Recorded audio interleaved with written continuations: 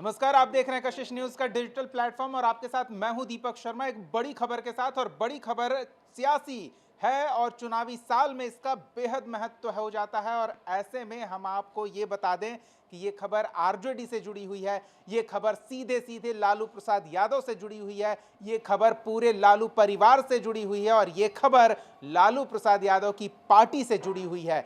क्या खबर है वो हम आपको बताएंगे, लेकिन उससे पहले बता दें कि अभी अभी आरजेडी का सदस्यता अभियान खत्म हुआ है और 1 करोड़ से अधिक सदस्य संगठन के साथ जुड़े हैं। इससे पार्टी बहुत उत्साहित है। सदस्यता अभियान के बाद सांगठनिक कार्यक्रम में सबसे आगे आता है अब संगठन की क्या रूपरेखा होगी, संगठन में कौन पदाधिकारी किस भूमिका में होंगे। चूंकि आरजेडी है, वर्षों से यह चला आता रहा है कि राष्ट्रीय अध्यक्ष लालू प्रसाद यादव होंगे, उनके करीबी जो उनके विश्वास पात्र हैं वो प्रदेश अध्यक्ष होंगे और आगे उसी तरह से संगठन का ढांचा बढ़ता रहेगा। लेकिन इस बार क्या कुछ बड़ा उलटफेर होने की गुंजाइश है, या फिर लालू प्रसाद के वो करीबी कौन हैं जिन पर पार्टी प्रदेश अध्यक्ष की जिम्मेदारी सौंपने वाली है। कुछ नाम चर्चा में हैं, उन नामों का खुलासा हम इस वीडियो में करेंगे। हमारे सहयोगी आशुतोष हमारे साथ जुड़ेंगे। आशुतोष, बड़ी बात यह है कि आरजेडी में सांगठनिक चुनाव जब होता है तो उसमें एक व्यक्ति का ही सिक्का चलता है, उसमें कोई दो मत नहीं है, न संगठन में इसमें किसी को कोई आपत्ति रही है अब तक। लेकिन अभी प्रदेश अध्यक्ष को लेकर कुछ नाम चर्चा में हैं। हम जानना चाहेंगे किन नामों की चर्चा है, दीवार के उस ओर क्या खुसर फुसर हो रही है। नहीं, बिल्कुल, अभी आज फिलहाल हम लोग प्रदेश अध्यक्ष के नाम पर ही चर्चा कर लेते हैं। राष्ट्रीय अध्यक्ष का जब चुनाव होने वाला रहेगा उसमें भी बहुत सारी खबरें निकल कर आएंगी, वो भी खबर जो है अलग वीडियो में हम लोग शेयर करेंगे। लेकिन फिलहाल प्रदेश अध्यक्ष के बारे में बात कर लें। प्रदेश अध्यक्ष को लेकर के काफ़ी तेज़ी से कुछ नाम आगे बढ़ रहे हैं और सबसे बड़ी बात यह है कि कुछ नामों की चर्चा करें तो 2-3 नाम हैं, उनका हम जिक्र करेंगे। लेकिन उनमें से कुछ नाम जो हैं वो बहुत तेज़ी से आगे आ चुके हैं। जो चर्चा हो रही थी नामों की, 3 नाम बहुत तेज़ी से आगे आ रहे हैं। लेकिन थोड़ा सा बैकग्राउंड देख लेते हैं। जगदानंद सिंह बिल्कुल ही लालू प्रसाद यादव के बहुत करीबी थे, भरोसेमंद थे। लेकिन जगदानंद सिंह ने सेहत का हवाला देकर खुद को इस रेस से बाहर कर लिया है और आपने देखा भी होगा कि जगदानंद सिंह अब पार्टी ऑफिस नहीं आ रहे हैं और जो पार्टी के जो नेता थे उन्होंने साफ तौर पर ये कहा कि वो बीमार चल रहे हैं। चूँकि उनके बेटे चुनाव हार चुके थे, आपको याद होगा, रामगढ़ का चुनाव था, विधानसभा का जो उपचुनाव हो रहा था उसमें उनके बेटी की हार हुई थी, जिसके बाद से जगदानंद सिंह राजनीति से बिल्कुल अलग हो गए। और कई दफ़ा ऐसा भी रहा जब जगदानंद सिंह आरजेडी में खुद को अपमानित महसूस करने लगे थे। कई मुद्दों पर तेजप्रताप यादव से के साथ ही विवाद हो गया था। हालांकि बाद में तेजस्वी यादव ने मान मनोबल के साथ उनको वापस लाया था, लेकिन वो दौर अब बीत चुका है। अब आ रहा है नया दौर। तो प्रदेश अध्यक्ष आरजेडी का कौन होगा? इस रेस में सबसे पहला नाम जो है वो मंगनी लाल मंडल जी का है। मंगनी लाल मंडल जी राजनीति में बहुत लंबा अनुभव रखते हैं। आरजेडी में वो पहले भी थे, इस बीच में जेडीयू जाने का उन्हें मौका मिला, फिर आरजेडी में आए हैं और वो सांसद भी रह चुके हैं, एमएलसी भी रह चुके हैं, पूर्व मंत्री रह चुके हैं। तो स्वाभाविक तौर पर लंबा राजनीतिक अनुभव है और जगदानंद सिंह को अगर टक्कर देना है तो उस लेवल का आदमी होना चाहिए। वो मंगनी लाल मंडल अभी आरजेडी को दिख रहा है इस पार्टी में। मंगनी लाल मंडल का नाम आगे होने की वजह एक और बहुत बड़ी वजह है। या उनके टाइटल को आप वजह मान रहे हैं, एक यहाँ हो सकती है कोई? बिल्कुल, ये बहुत बड़ी वजह है और आने वाले विधानसभा चुनाव में ये सबसे बड़ी वजह बनने वाली है। आरजेडी चाहती है कि किसी अति पिछड़ा समाज के नेता को वो जगह दिया जाए और जो लक्ष्य है वो 36% वोट बैंक है और टारगेट वही है। आरजेडी ये जानती है कि माई समीकरण को अगर देख लें, हालांकि ये बात अलग है कि Tejashwi Yadav A to Z की बात करते हैं, लेकिन आरजेडी माई समीकरण पर ही चलती है। उनका कोर वोट है, बाकी आप जो जोड़ लें वो जोड़ लें। बिल्कुल बिल्कुल। तो माई समीकरण का वोट उनके पास है, ये उनको पता है। और अगर इसमें अति पिछड़ा को जोड़ दिया जाए तो सरकार बनने से कोई नहीं रोक सकता है। ये अब नया एंगल है। पूरा महागठबंधन इसी एंगल पे काम करता दिख रहा है। इधर कांग्रेस ने भी वही दांव चला है और उधर आरजेडी भी। तो लगता है कुछ कंसोलिडेट होगा वोट बैंक के इशू पर। नहीं, इसमें कोई दो राय नहीं है। आप अगर थोड़ा सा फ्लैशबैक में जाएंगे, विधान परिषद का चुनाव हुआ था, बहुत सारी सीटों पर सीट खाली थी, विधान परिषद का भी चुनाव हुआ था। आपको याद होगा कि उसमें आरजेडी ने एक्सपेरिमेंट के तौर पर वैश्य समाज के जो उम्मीदवार थे उनको भी टिकट दिया था और सफलता मिलते मिलते रह गई थी। बहुत नज़दीक आकर के चुनाव लोग हार गए थे उनके कैंडिडेट। तो ये लगा कि नहीं, ये आइडिया हम लोगों का क्लिक कर सकता है कि वैश्य समाज के लोगों को वो टिकट दे दें। आपने देखा होगा कि भूमिहार समाज के उम्मीदवारों को टिकट दिया गया और वो जीत कर आए।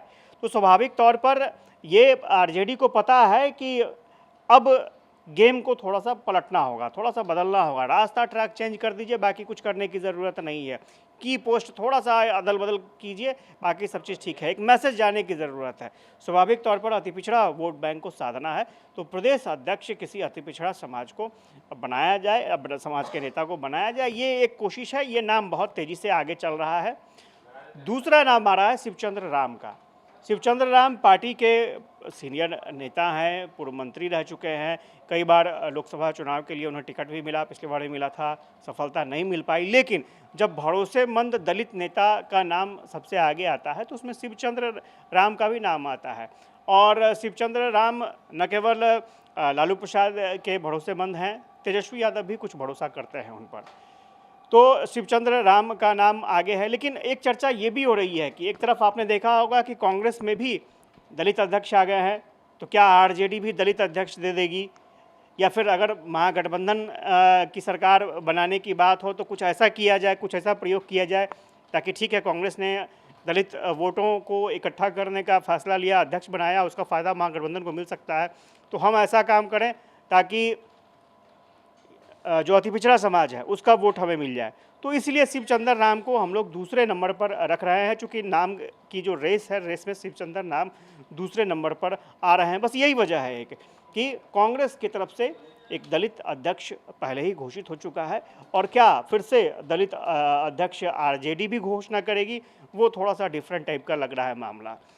तीसरा नाम जो है वो काफ़ी चौंकाने वाला नाम है, और ये नाम जो है वो रेस में था नहीं, लेकिन हाल के दिनों में कई ऐसे कार्यक्रम हुए पार्टी की तरफ से, और उस कार्यक्रम में उस नेता ने, उस शख्स ने अपनी मजबूत दावेदारी पेश की है। लोगों को लाना, पटना लाना, कार्यक्रम में पटना में लाना, बेहतर तरीके से कार्यक्रम करना। तेजस्वी यादव उनके प्रयास से काफ़ी खुश हुए हैं, और वो नाम है रणविजय साहू का। रणविजय साहू एक कार्यकर्ता थे, साधारण कार्यकर्ता थे। तेजस्वी यादव के प्रयास के बाद उन्हें टिकट मिला, वो जीत कर आए, विधायक बने, और उन्हें पार्टी का प्रदेश महासचिव भी बना दिया गया। संगठन का सारा काम देखते हैं वो। जब जब साहू समाज की तरफ से कोई भी कार्यक्रम हुआ, रणविजय साहू का परफॉर्मेंस बेहतर रहा। पार्टी कार्यालय में ही मीटिंग हुई, मिलन समारोह हुआ, बड़े पैमाने पर लोग जुटे, और यहाँ पर एक लगा कि रणविजय साहू जो हैं अच्छे नेता बनकर आ सकते हैं, ये आरजेडी को लग रहा है। दूसरी बड़ी बात है कि रणविजय साहू को बनाने का मतलब ये है कि हम बनिया वोट बैंक में सेंधमारी कर दें, जो वैश्य वोट बैंक है उसमें सेंधमारी कर दें। और चूंकि ये वैश्य वोट बैंक सीधा बीजेपी से जुड़ा हुआ है, बीजेपी को बहुत बड़ा नुकसान होगा। अब आप देखेंगे कि मैंने पहले भी जिक्र किया इस बात का कि पिछली बार आरजेडी ने ट्राई किया था एमएलसी चुनाव में, वैश्य उम्मीदवार को टिकट दिया और उम्मीदवार जो है वो जीतते जीतते चूक गया, तो खैर वो अलग चीज़ है। आरजेडी इस बार ये चाहती है कि ऐसे नेता को प्रदेश अध्यक्ष बनाया जाए जो उनके कोर वोटर नहीं रहे हैं या फिर छिटक गए हों, किसी वजह से छिटक गए हों। उसमें अति पिछड़ा समाज, वैश्य समाज, और या फिर दलित समाज। तो रणविजय साहू की वाइल्ड कार्ड एंट्री हो चुकी है। हालांकि बहुत इफ बट है उसमें, पार्टी के जो कई सीनियर लीडर हैं वो ये कह रहे हैं कि अरे भाई कैसे वैसे समाज को कैसे दे दीजिएगा। ठीक है, मंगनी लाल मंडल जी ठीक है, सीनियर नेता हैं। अब इसमें दो तीन फैक्टर आप समझने की चीज़ है। मंगनी लाल मंडल तेजस्वी यादव की पसंद है या नहीं है, ये समझना होगा। उनका जो अनुभव है, उनकी जो सीनियरिटी है, क्योंकि आपने देखा होगा जगदानंद सिंह को संभालते संभालते उन्हें बहुत मेहनत करनी पड़ती थी। अब मंगनी लाल मंडल को संभालना आसान काम होगा नहीं होगा, ये भी एक पहलू हो सकता है। हालांकि अगर कास्ट समीकरण को देखें, जाति समीकरण को देखें और सत्ता को देखें, तो पहले सत्ता ज़्यादा दिखाई देती है कि भाई चलो ठीक है, मनाना अलग बात है, लेकिन मुझे सत्ता साधना है, तो मंगनी लाल मंडल को हम प्रेफर करेंगे। दूसरी चीज़ ये है कि अगर तेजस्वी यादव की पसंद की बात करें तो रणविजय साहू हो सकते हैं। तो सवाल ये उठ रहा है कि क्या लालू जी की फिर चलेगी नहीं, ये भी सवाल है कि लालू जी की चलेगी नहीं।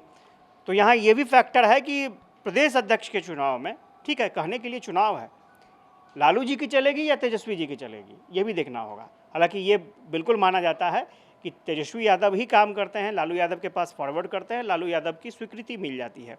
लेकिन प्रदेश अध्यक्ष के चुनाव में क्या वाकई ऐसा होगा? क्या तेजस्वी यादव अगर रणविजय साहू का नाम आगे कर दे तो क्या लालू इनकार कर देंगे? या फिर मंगलीलाल मंडल को अगर लाया गया है जेडीयू से, आपको याद होगा जब मंगलीलाल मंडल जब ज्वाइन कर रहे थे उसी समय तेजस्वी ने कहा था कि बड़ी जिम्मेवारी दी जाएगी। तो बड़ी जिम्मेवारी का अर्थ ये भी हो सकता है, तो हो सकता है कि बड़ा लक्ष्य अगर साधना हो तो छोटे से टकराव को या छोटी सी पसंद को साइड रखा जा सकता है। तो अभी कुल मिलाकर कहें तो पहला नाम सबसे रेस पे मंगलीलाल मंडल का है, शिवचंद्र राम भी हो सकते हैं, रणविजय साहू की वाइल्ड कार्ड एंट्री हुई है। देखना होगा कि रणविजय साहू जो है वो कितना सफल हो पाएंगे। लेकिन ये तीन श्रेणियां हैं, अब इसमें से किस पर मुहर लगता है वो फैसला आरजेडी का आला कमान लालू जी तेजस्वी यादव करेंगे।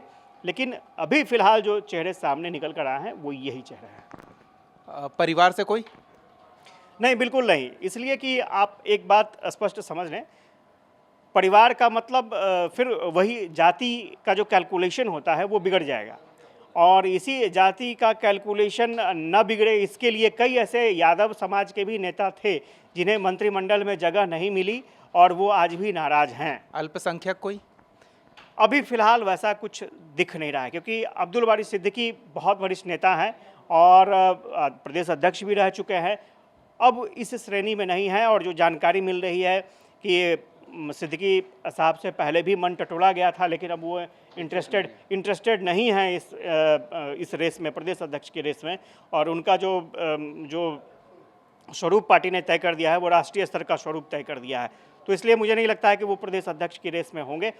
प्रदेश अध्यक्ष की रेस में फिलहाल यही 3 नाम अभी आगे चल रहा है। चलिए, धन्यवाद आशुतोष इस तमाम बातचीत और जानकारी के लिए। तो देखिए 3 नाम सामने आए हैं, एक वाइल्ड कार्ड एंट्री की है रणविजय साहू ने, दूसरे हैं शिवचंद्र राम और पहले नंबर पर हैं मंगलीलाल मंडल। तो इन तीनों नाम में से आप किसे प्रेफर करेंगे, किसके नाम पर मुहर लगाएंगे या किसके नाम पर आप अपनी दावेदारी करेंगे कि संगठन में उन्हें प्रदेश अध्यक्ष की जिम्मेदारी मिल सकती है? कमेंट सेक्शन में अपनी राय जरूर हमारे साथ साझा करें। या फिर किसी और व्यक्ति का नाम आपके दिमाग में चल रहा है जिसे संभवतः प्रदेश अध्यक्ष का दायित्व सौंपा जा सकता है, तो वो नाम भी कमेंट सेक्शन में आप जरूर मेंशन करें, हम उस पर भी आगे बातचीत करेंगे। और दीवालों के पीछे क्या खुसफुसाहट हो रही है वो बताएंगे, क्योंकि दीवालों के भी कान होते हैं और वो कान से जो बात निकल कर हम तक आई है वो हमने आप तक पहुंचाई है। आपके कमेंट का इंतजार रहेगा। अपडेट के लिए, सियासी हलचल से जुड़े रहने के लिए हमारे चैनल को सब्सक्राइब करना ना भूलें, इस वीडियो को लाइक और शेयर जरूर करें। फिलहाल जुड़े रहने के लिए बहुत बहुत धन्यवाद। नमस्कार।